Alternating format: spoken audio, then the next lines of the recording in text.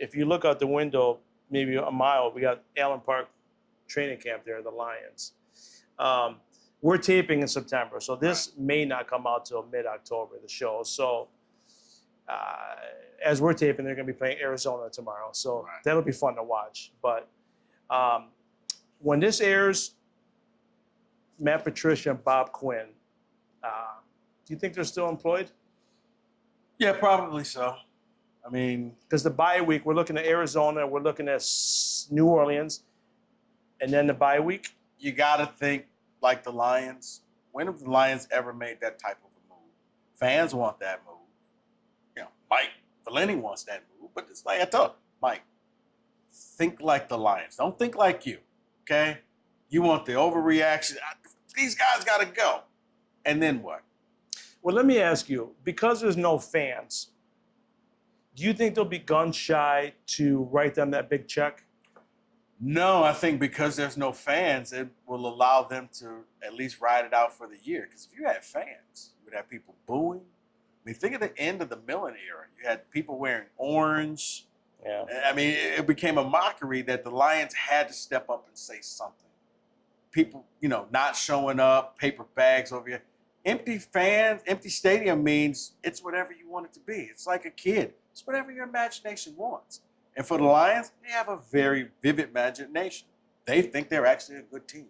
Yeah, we're the same age, so we've seen it all since Billy Sims. You know, I remember vividly the 2-14 season, or 2-14 or whatever, and we ended up getting Billy Sims with the first pick. But you know, I've been hearing a lot around town or just reading that Sheila, the new owner, she's going to be different than her parents.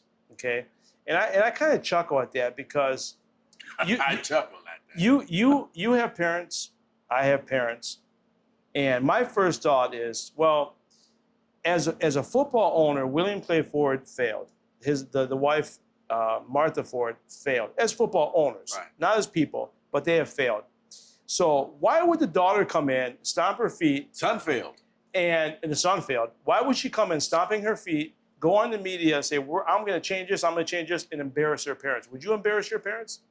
No. So why would things change? Nothing. I mean, where do you learn how to do things in life? You're watching your parents. Yeah. She watched them. You try to maybe improve it, but you're going to do things the exact same way. Yeah. Your kids are going to do things the exact same way as you. Maybe try to be a little better than dad. Yeah. But, yeah, she's not going to make any radical changes. That's the way the Lions have done things. That's the way the Lions will always do things. Fredi, if she was going to make a change, should have did it last offseason. Yeah. You got the number 3 pick. Yeah. This is a chance to hit the reset button. Let's draft a quarterback. Let's bring in a coach. Let's bring in a GM. Ironically enough, Arizona Cardinals did that. Yeah. They made a mistake. They hired a coach, had him 1 year, fired him. They drafted a quarterback, Josh Rosen, said, you know what? We got a chance to get Kyler Murray. He stinks. Josh, we're going to send you away. We're going to get Kyler Murray. They took chances. They hit the reset. Lions don't take those types of chances. And I laugh when I see people on social media like she's gonna stomp her feet and she's gonna right all the wrongs that their parents did. I'm like, what? Why would she embarrass her parents and say, my dad made a mistake keeping Monty Clark too long, keeping Matt Millen too long. I'm going to change things, and I'm going to make a difference. No, she's not. No, she's not. Just because it'll make her dad look bad. Honestly, if these guys were around for 1 more year, because with the whole COVID situation, it's the perfect excuse. Sheila, if we didn't have this pandemic, this team would have been a lot better. Yeah. I mean, we almost beat the Bears. It's a ready-made excuse, and if she's if they're pulling on the heartstrings, okay, guys, 1 more year, 1 more year. I'm not going to be shocked if they come out and get 1 more year. I'm not either, and I'll be honest with you. And we don't want to see anybody lose a job, but it's been an absolute failure. To me, I've always blamed the general manager. You got to take the blame. The coach, he's been an absolute failure. I mean, you guys did the clip the other day of 300 words for one lousy question. How about this? You're the general manager. You fired the only winning coach I believe, in Lions history was Jim Caldwell. Yeah. Hey, he was okay, but you know what? In the Lions realm, he's a Hall of Famer. Yeah. He had a winning record. He went to the playoffs twice, finished 9-7. Matt Patricia has only won 9 games. His entire era as a Lions coach. I know, that's what makes me mad. He's because- blown more fourth quarter leads than he's actually won games. Yeah, it makes me mad because you come in with a clean slate and you keep the coach. Whether you like Caldwell or not, you kept the coach, you kept the quarterback. And you didn't change anything. You know, you no identity, no nothing. You changed. You regress is what you did. You regress, exactly. And this is kind of, you're in the media, and I remember when it happened, when the Detroit News article came out about Matt Patricia, okay? Bob Quinn obviously hired his buddy, okay? So, you can't tell me Bob Quinn didn't know what was going on. I mean, I have no proof. He basically told Jim Caldwell, basically, win the Super Bowl or you're fired. Yeah. But if he would have hired anybody else other than Matt Patricia when that Detroit News article, because that article came out before he coached a game for the Detroit Lions, you think that coach would have been fired? Probably. I mean, you talking about Patricia? Or? Yeah, Patricia. I mean, think about. I mean, anybody else in the NFL, if that were to come out, they would. I mean, Patricia didn't get fired because Quinn and Patricia are good friends. But anybody, I think of somebody, if it was maybe Caldwell in that position, he would have been canned. I think if anybody else, but yeah, I mean, you're not gonna fire your friend. You're gonna. We find ways to find the good in people, whether they're your friends or your family. Yeah, we're gonna give them another chance.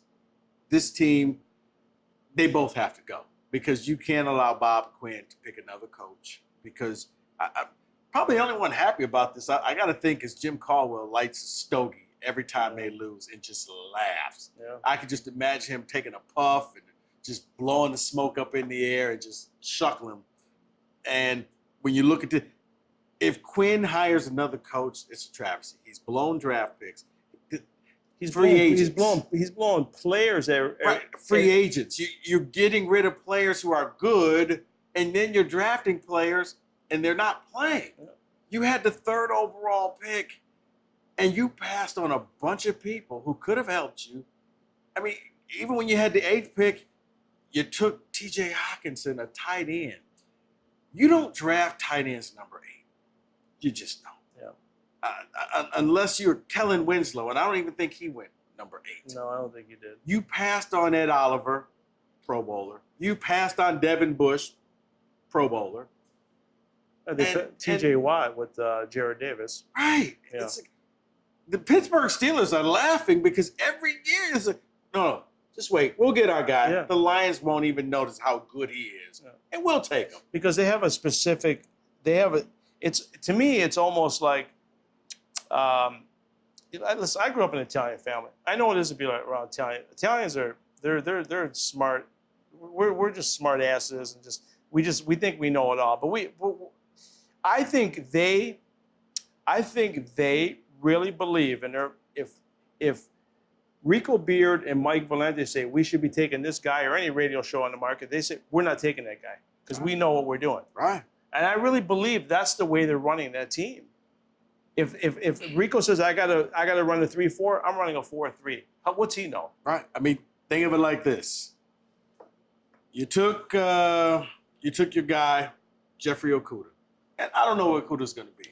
But when you see a few picks later, Justin Herbert, the quarterback, goes into the game cold because Tyrod Taylor gets a punctured lung by the team doctor, and he has a pretty good game.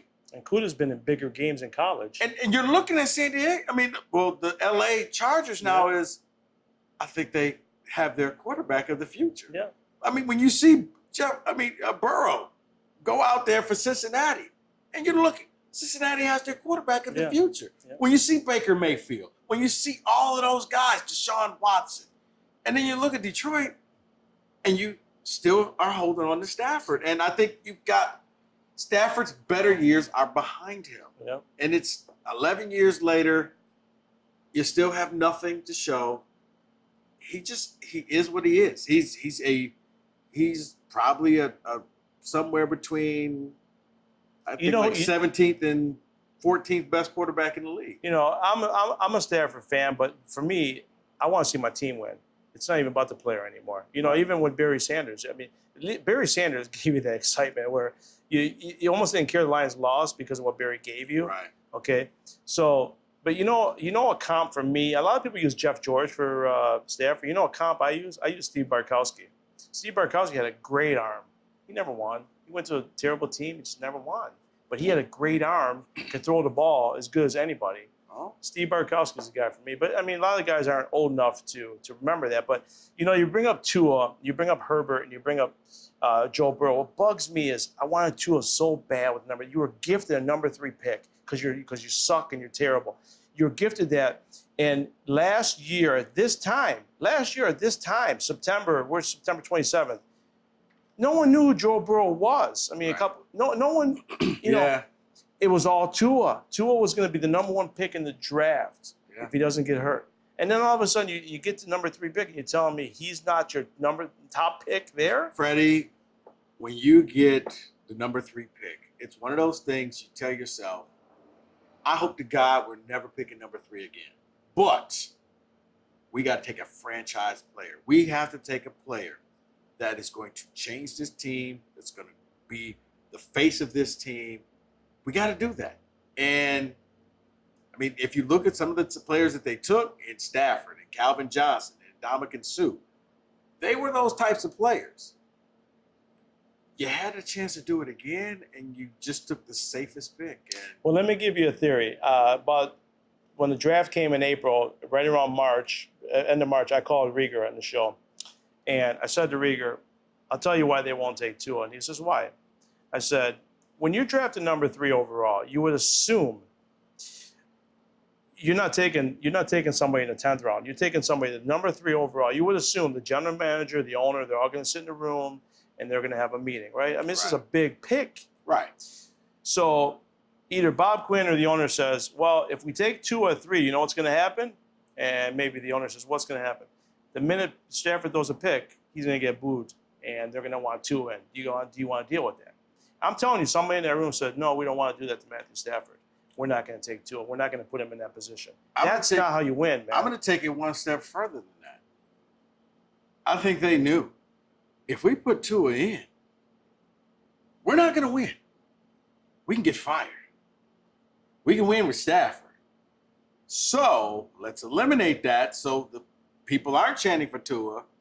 We'll just have Stafford. We'll roll the dice. He's a veteran quarterback. Hopefully he'll win enough that we'll keep our jobs. Because if you stick Tua in, you're probably going to be bad. I mean, Cincinnati's probably going to be bad, but that doesn't mean they're going to stay bad.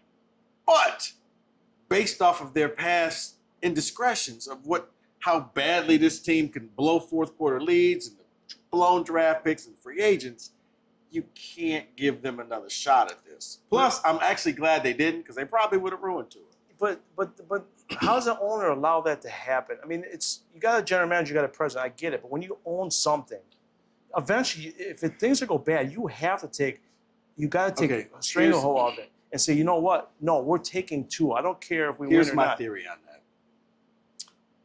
Some owners, and you own a business, the hard work it takes to build it up and get there. And then there's some people who are just the recipient of being in the right place, right time. You inherit the money, you inherit the wealth, you hear about hard work, but you don't really know what that is. You don't know what the long hours are. You don't know what it's like to open the business and close the business and run everything and answer the phone and make the deliveries and do all of that. I think that's been the Lions, where they want to win, they just don't know how to win. So they borrow stuff. Years ago, let's be the 49ers. It's like they went to the Goodwill store and bought all the 49ers stuff. Let's get Mariucci, let's get Jeff Garcia, let's get all these ex-49ers. Now it's, let's get all these ex-Patriots. Maybe it's like, guys, they got Bill Belichick and they had Tom Brady. But here's the thing. Let's go get an ex-Patriot coach. Well, they've all failed because they all are too pig-headed to understand. The one thing about Belichick, and you look this year, he's changed. I know. He adapted. Yeah. I don't have Tom Brady. I got Cam Newton. Yeah. Cam Newton can run. Brady couldn't. You know And- what? Run Cam. and So it- much so, final play of the game in Seattle. Yeah. It didn't work, but he said, Cam, the ball's in your hands. Make the play. And he's grooming a young quarterback behind him too, just Yes. sitting there taking his turn. Yeah, waiting his turn. Yeah. You know, so I mean, I know.